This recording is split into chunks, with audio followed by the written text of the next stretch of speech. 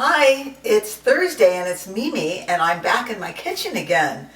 Mike and I have been traveling around meeting a lot of our Facebook friends and autographing books and sharing some stories, so we had a really great time, but now we're back and it's the holiday season, and everybody on the road that I spoke to who is concerned about having a Thanksgiving dinner with their friends and maybe not eating turkey, which I haven't eaten and I can't ever remember when, in a really long time. So I'm going to show you how to save the turkey this Thanksgiving with a special little meal. I can't show you all of it this week, but I'm going to show you a couple dishes today, and then next week I'll show you a couple more. Today I'm going to show you my replacement for turkey to save the turkey, and it's a large portobello mushroom.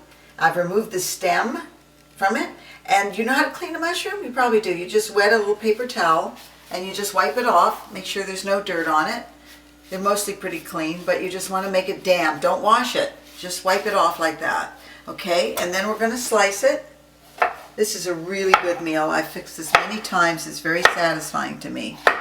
And I kind of like this. I don't want to mimic turkey, but you know, everybody else is eating it. You want your food not to look so strange. This is a really good substitute. You look at that. It could be the slices of a turkey, only you're not harming any animal to eat this, and it's so delicious. So we're going to lay these out in a baking dish. And then I always recommend to people, everyone asks me, should I get a 5-tray dehydrator? Should I get a 9-tray? I always recommend the 9-tray, and this is one of the reasons why, is because you want to have room to put things like this in there. That's like my little oven. Okay, so here we go. This is one big portobello mushroom. You can decide how many people that's going to feed. Now, sometimes I just pour my marinade over the mushroom, but I'm going to measure it for you so you know about how much to use for one mushroom. I'm going to put 2 tablespoons of olive oil in here, really good olive oil. You can use tamari, Bragg's amino acid, or tamari. I'm going to use tamari right now, and this is gluten-free. Either one is good.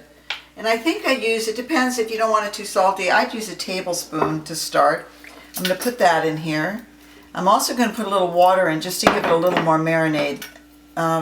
This is all pretty strong. It's going to make it taste great. I love making this. I love the holidays. I love being with my family and friends over the holidays. It makes me very happy. We always spend time together and have fun. We always laugh a lot. What I'm putting in now is a teaspoon of poultry seasoning. And this has all kinds of poultry flavorings, things that go good with poultry. You can buy this organic. It's really, really delicious. I use this on several things. It just has a really good mix of herbs in here. Oh, oops. And now one more thing. I want to get a little pepper. I'm going to use some fresh milled pepper in here. Sorry to leave the camera floor. Okay, now I'm going to stir this up. I think I'll put one more drop of water just so it spreads really well. You're going to taste this. Now, mushrooms are like little sponges. They absorb and absorb and absorb, so you might have to add more. Usually this is about the right amount. Let me pour this on, and you're going to spread this around. And then about every 10 minutes, you're going to turn it, or twice you'll turn it. And then you want to leave this about 20 minutes to marinate. And then when it's finished marinating, it's up to you if you have to add more. I think this looks pretty good. If you have to add more seasonings in here, you can do that if it absorbs too much. But about 20 minutes is right. Then you're going to put it in your dehydrator at 105, 110 degrees. And that's it. And then you have this delicious meal. I'm just going to turn this once, just to get the marinade on the other side. You can see how easy this is. Seriously, this is so delicious. It really doesn't need anything else. Be creative if you want, but I think this is perfect. So that's going to go, this whole tray is going to fit in my dehydrator. And about an hour, hour and a half is usually enough, but you want to make it warm and cook it just a little bit, but you want to keep a little firmness in the center. So I think this is a great dish. Now the next thing I'm going to show you is really absolutely one of my favorite things. I'm going to make Cranberry-Orange Relish. And then next week when I make stuffing, some really delicious stuffing made with wild rice and some, let's see, I use walnuts in there. And I might make some mashed potatoes, but they're not really potatoes, mashed. And then maybe some mushroom gravy. Okay, I'm going to put in 2 cups of cranberries. you know, these beautiful whole cranberries you buy. I'm going to just use 2 cups now, but you can use the whole amount of it. You can use a pound or whatever you want. But to 2 cups, I'm going to add half of orange, and I've taken the white pith off of it, and I've actually taken the rind off that I put in here because it gives it like a zest, but you can just throw it right in here, the rind of the orange. And I don't have it now because I used it because I made this earlier today, so I don't have any rind left, but that's what you want in here. You want it chopped up along with this. And this is a Myers lemon I just took off the tree. And I'm going to put this in here, just the juice of a half a lemon. That looks pretty delicious. The only other thing I'm going to add, but I'm going to wait for a minute, is my little zester, my little juicer tool. Now I'm going to make this kind of chunky. And I'm going to put in a little agave. You can use any sweetener you like. I'm going to put in about a tablespoon to the 2 cups. Usually sweet enough, but you can taste it. Use your own judgment. That looks pretty nice to me. Yeah, that looks great. Let me show you this texture. You can make it finer, but let me show you this. This is the way I like it. Let me bring this up here to the camera. Look at that. It's called slightly chunky.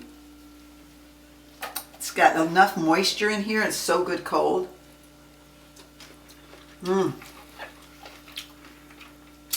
That is so delicious. I can just eat all this by itself. Okay, I'm going to put a little bit on this plate here.